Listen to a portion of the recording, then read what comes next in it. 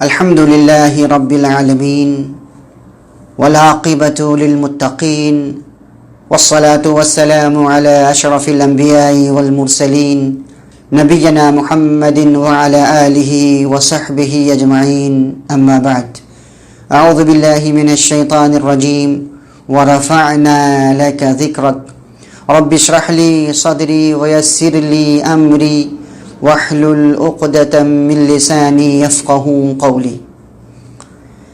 برادران اسلام، معزز سامعین، پیارے بھائیوں اور بہنوں، السلام علیکم ورحمۃ اللہ وبرکاتہ۔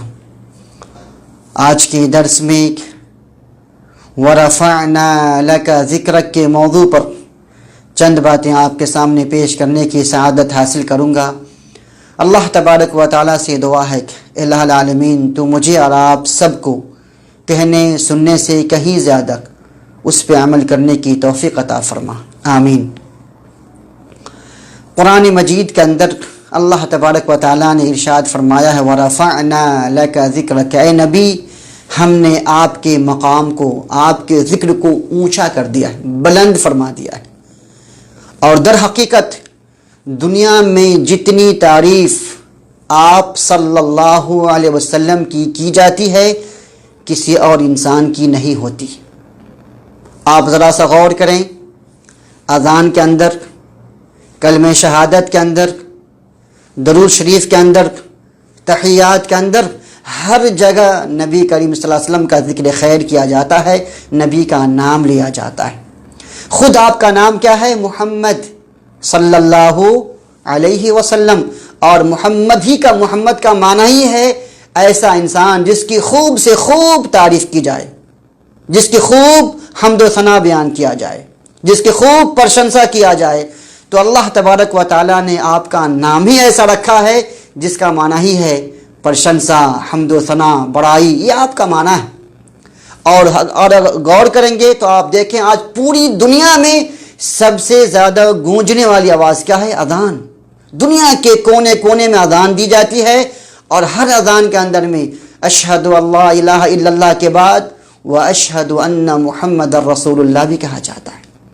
ہر اقامت میں اللہ تعالیٰ کے نام کے بعد نبی کا نام لیا جاتا ہے۔ ہر کلمہ شہادت میں اللہ تعالیٰ کے نام کے بعد نبی کا نام لیا جاتا ہے۔ ہر درود شریف میں نبی کا نام لیا جاتا ہے۔ ہر تحیاتوں میں نبی کا نام لیا جاتا ہے۔ منبر و محراب سے جب بھی خطبے دیے جاتے ہیں اور جب بھی نبی کا نام آتا ہے صلی اللہ علیہ وسلم کہا جاتا ہے۔ جب بھی آپ حدیث پڑھتے اور پڑھاتے ہیں تو آپ کہتے ہیں قال قال صلی اللہ علیہ وسلم، نبی کا نام لیا جاتا ہے۔ ذرا سا غور کیجئے، اگر کسی درس میں، کسی مسجد میں بڑا درس ہے جہاں پہ ہزاروں کا، لاکھوں کا مجمع ہے، اگر 50 مرتبہ نبی کا نام آیا، کتنے لوگوں نے نبی پہ درود بھیجا؟ جی ہاں دوستو، تو اللہ تبارک و تعالیٰ نے آپ کے مقام کو بلند کر رکھا ہے۔ دنیا والوں کے گرانے سے آپ کا مقام نہ گر سکتا ہے، نہ بلند ہو سکتا ہے، کیونکہ اللہ تبارک و تعالیٰ ہی نے آپ کے مقام کو اونچا کر رکھا ہے۔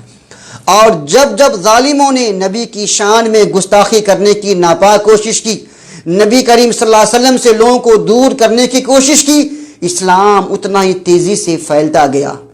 جتنا لوگوں نے اسلام کو دبانے کی کوشش کی، اسلام ترقی کرتا گیا۔ ذرا سا غور کیجئے، جب آپ صلی اللہ علیہ وسلم نبی بنائے گئے تھے اور آپ نے اسلام کی تبلیغ کی تو کتنے لوگ اسلام میں آئے تھے؟ صرف 4 لوگ۔ آپ کی بیوی حضرت خدیجہ رضی اللہ تعالی عنہ، آپ کے دوست ابو بکر صدیق رضی اللہ تعالی عنہ، حضرت علی اور حضرت زید، یہ 4 لوگوں نے اسلام قبول کیا۔ اور آج دنیا کے کونے کونے کے اندر، دنیا کے چپے چپے کے اندر میں نبی کا نام لینے والا اور کلمہ پڑھنے والا لاکھوں کروڑوں کی تعداد میں ہے۔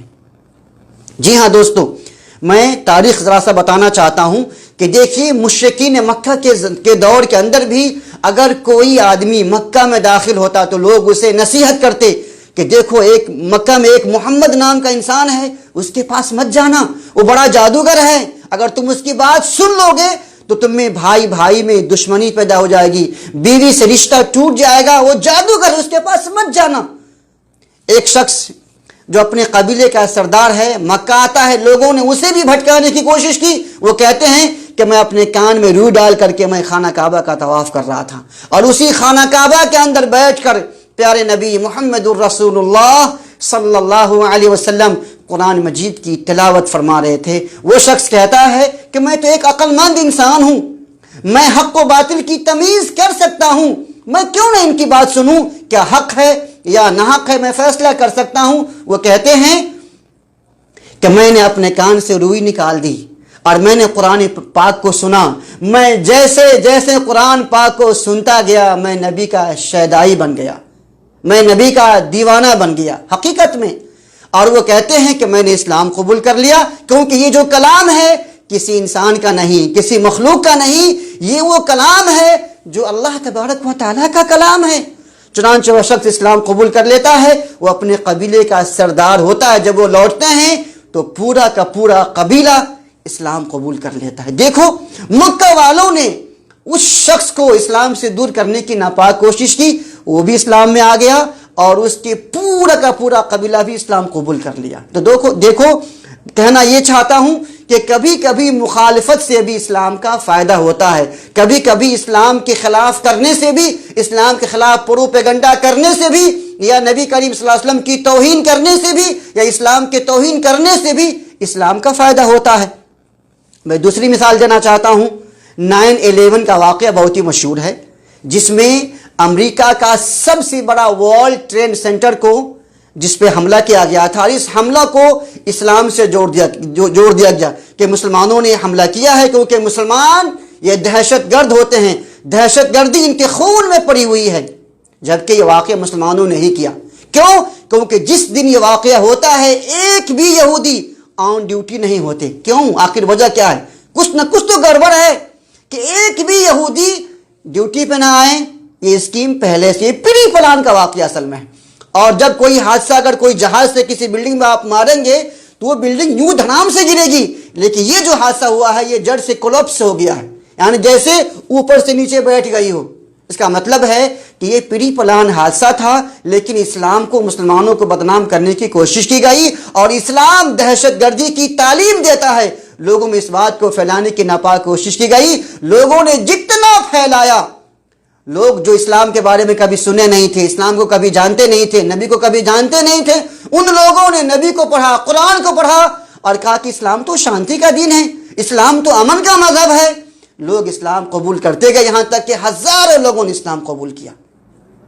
تو شاید میرا ایک تجزیہ ہے، شاید یہ حالیہ فرانس کے واقعے کے اندر بھی کچھ ایسا ہی ہو، کوئی ایسا خیر چھپا ہوا ہو جس کے بارے میں اللہ بہتر جانتا ہے کہ لوگ اسلام کو اسی طرح سے پڑھیں۔ ہم لوگ خواب غفلت میں سو رہے تھے، ہم نبی کریم صلی اللہ علیہ وسلم کا جو دین ہے لوگوں تک پہنچا نہیں رہے تھے، اسی بہانے میں اسلام کو پھر سے پھلنے کا موقع ملے گا، لوگ اسلام کو پڑھیں گے، نبی کو پڑھیں گے، اور انشاءاللہ لوگ پھر سے جوک در جوک اسلام میں داخل ہوں گے۔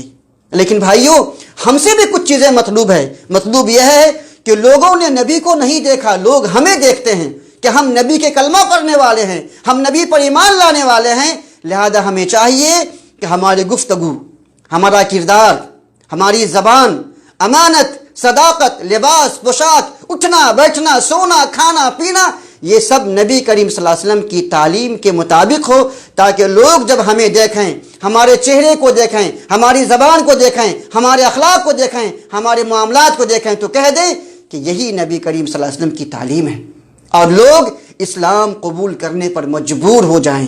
کیونکہ آپ تو جانتے ہیں کہ نبی صلی اللہ علیہ وسلم نبوت کا تاج پہننے سے پہلے بھی امین اور صادق کے لقب سے پکارے جاتے تھے۔